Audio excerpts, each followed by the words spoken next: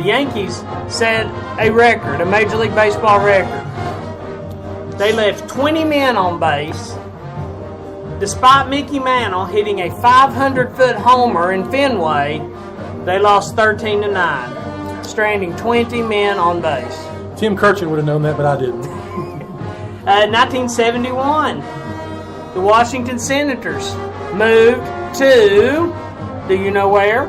The Washington Senators? Yes. They went to Minneapolis. No. Or Montreal. No. Or Arlington, Texas, to become the Rangers. There we go. 1982, I thought this was kind of interesting. Expos played the New York Mets at Shea. 2,251 paid attendance. I believe we got more people than that here tonight. Exactly. 1982, this stood out to me, being a Redskins fan.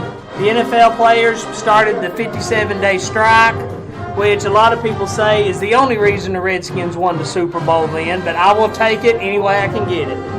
Unfortunately, I think the Redskins still think they're on strike. You know what? If they win, I don't care. That's right. 1986, the Jets beat the Dolphins 51-45.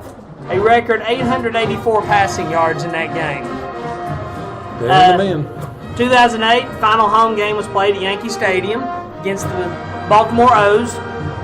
On a sad note, on this day in 1998, FloJo passed away. Florence Griffin Joyner, she had an epileptic seizure. She's only 38 years old. Three-time Olympic champion. She was dynamic, especially the one in Barcelona in '92. Absolutely owned the track and field events that year.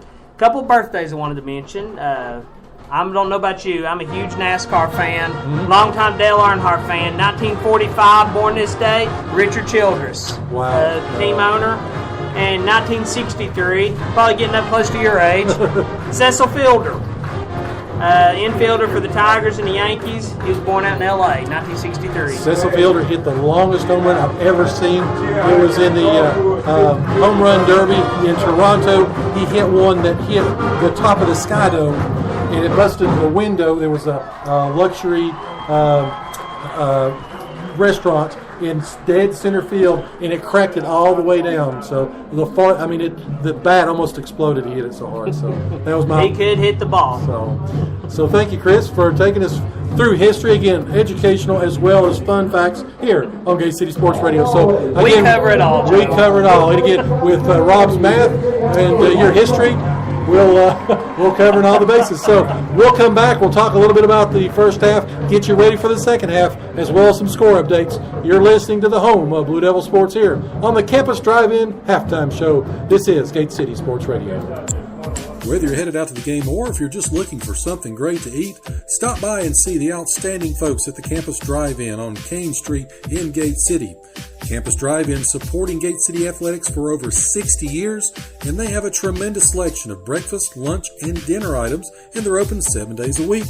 Also go in and ask about their new ice cream machine as well. So give them a call for call-in orders at 276-386-3702. Again, that's 276-386-3702. Ken Russell's Barbershop wants to wish the Gate City Blue Devils the best for a great season and wants to thank all the Blue Devil fans, alumni, and students for their patronage over the last 30 years. And to look your best at the next Blue Devil sporting event, stop by and see Ken and Joey on your way to the game. They are located on Lynn Garden Drive in Kingsport next to Collins Auto Center. Proud supporters of local athletics for almost 4 decades, Ken and Joey Russell say, "Go Big Blue!"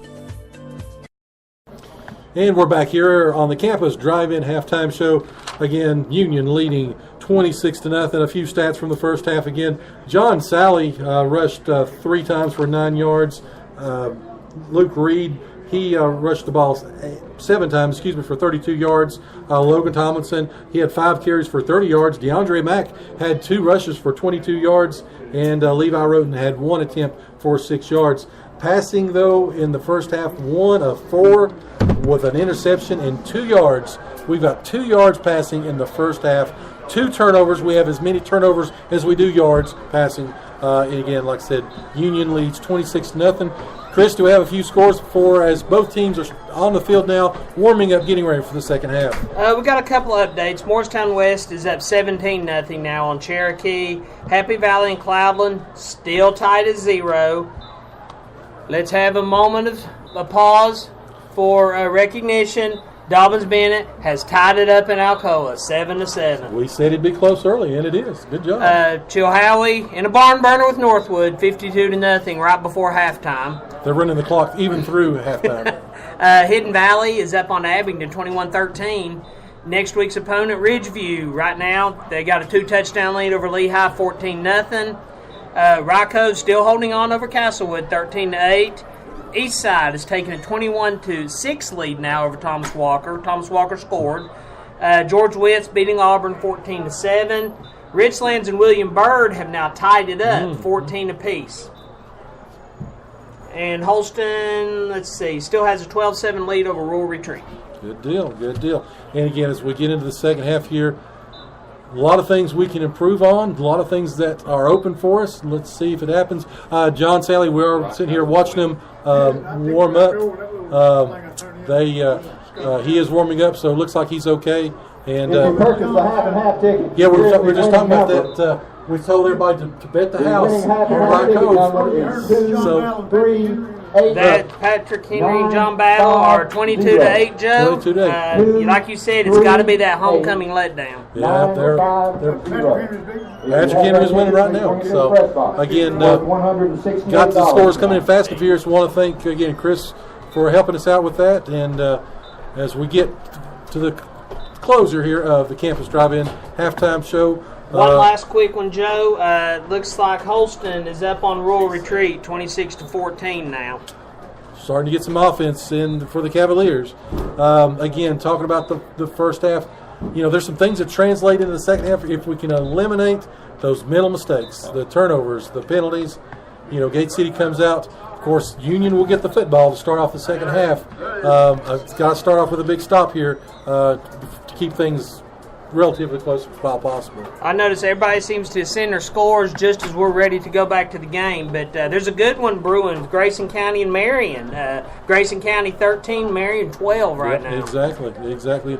Marion, we'll see them week after next, I guess it is. We'll be on the road for all of you that follows Gate City Sports. Of course, we've got this one. Then we've got next week's homecoming game against Ridgeview. Then we've got 3 of the last 4, which will be on the road. We'll be at Marion, at Lehigh. We come home for John Battle, which will be senior night, and then we'll finish up on the road at Y Central. Then we finish off the season with an open date before the VHSL playoffs, and hopefully we're still in the mix for that. So, again, you've been listening to the Campus Drive-In halftime show. Certainly do appreciate Campus Drive-In again for all they do. We'll take a quick break. We'll come back, get the start of the second half, and you're listening to the home of Blue Devil Sports.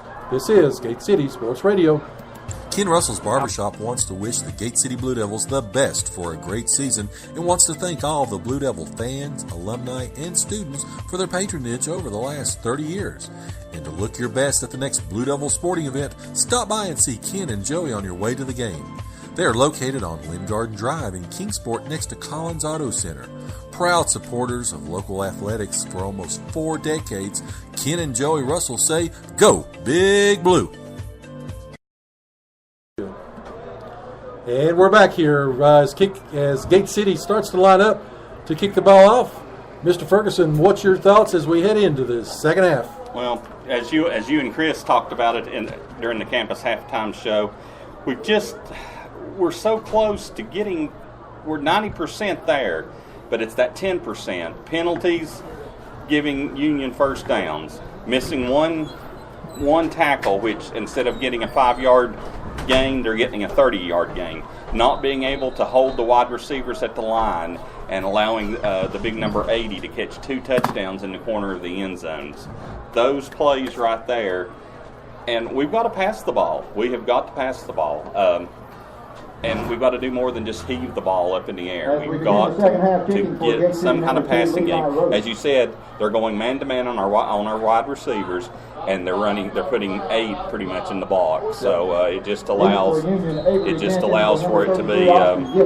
They're just daring us. They're just saying, we're better than you, and let's see what happens. And until we complete one of those, they're going to continue to do it as we get the kickoff.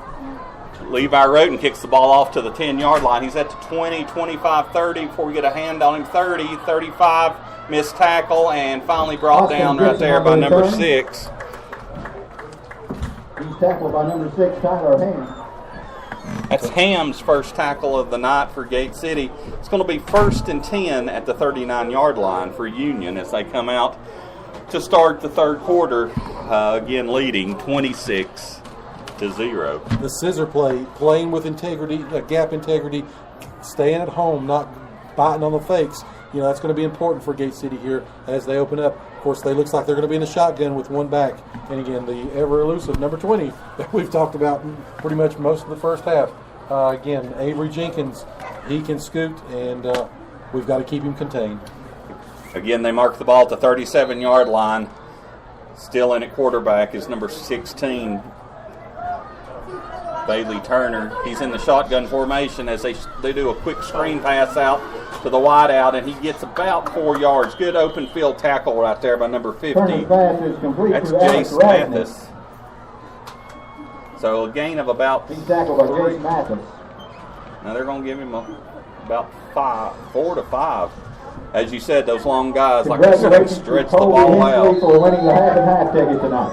So again, it's going to be 2nd and a long 5 for Union as they come out with 2 wide receivers to the far side, 1 to the near side, 1 running back in the shotgun formation. Quarterback takes the handoff, hands it to the running back, big number 20 right there, gets across midfield to the 45-yard line. Again, that's Avery Jenkins. He's starting to light it up a little bit, Joe. He's finding some running room again. They're spreading us out now inside and able to take care of creating some running lanes. He's cutting across the grain, catching our linebackers over pursuing, and again cutting back, and that gave him 15 yards pretty much right there. He's not as fast side to side, but once he starts running straight ahead, he has ran away from 2 of our defenders for 2 huge big plays tonight, 2 of our faster defenders.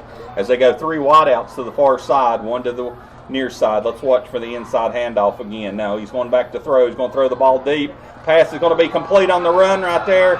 And pass was complete on a beautiful pass right there to Alan Raznick down at the 15-yard line as he spun down there. On the tackle was going to be Blanton and Luke Reed, who makes the stop right there, but that was just a bullet throw. That was a great call by Coach Turner because he saw that we were covering that receiver with a linebacker. Yes. A linebacker on a receiver, and he had to step on him the whole way.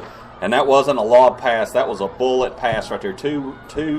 Can't blame the defense on that. That was just a great pass. As they hand the ball off up the middle, that's going to be Jenkins carrying the ball straight ahead to about the 15-yard line. Hey, guys, if you don't mind me breaking in, a couple local scores have changed a little bit. Graham's now up 20-3 on Wise Central. And J.I. Burton taking care of business with Twin Springs in the second. Right before halftime, it's 42-0. Oh, my goodness. Wow. So, again, here we're 2nd and 8 from the 16-yard line, it looks like. 2nd and 8 from the 16. Union goes 3 wide receivers to the far side. 1 as they hand the ball off to the inside. That's big number 19 as he gets tackled down about the 10. It was open room right there. That was Andrew Stidham carrying the ball down past the 10-yard line. As Gate City defensive coordinator has seen enough, he's going to call a timeout. So we'll take a timeout with him with a little over 9 minutes to go here in the third quarter. Again, your score is Gate City 26, Union 0. You are listening to the home of Blue Devil Sports. This is Gate City Sports Radio. I certainly hope so. If you're looking for the best selection of sweet treats to indulge in, or maybe you're looking to stay with your healthy lifestyle, they have it all at Sweet Frog in Kingsport. This family-owned and Christian-based business proudly serves our region with delicious combinations of frozen yogurt and hundreds of combinations of toppings. They now have Silk Almond Milk Yogurt, and if you mention this ad, you'll receive 10% off of your entire purchase. Sweet Frog is open 7 days a week and located in the Kingsport Pavilion Shopping Center. That's near Target and behind the Verizon store on Stone Drive. They also host parties, so give them a call today at 423-245-3764 or check them out on Facebook. Halftime, Castle. 32. Welcome back, ladies and gentlemen. Again, Union leads 26-0, looking for more as it's 3rd and 2 inside.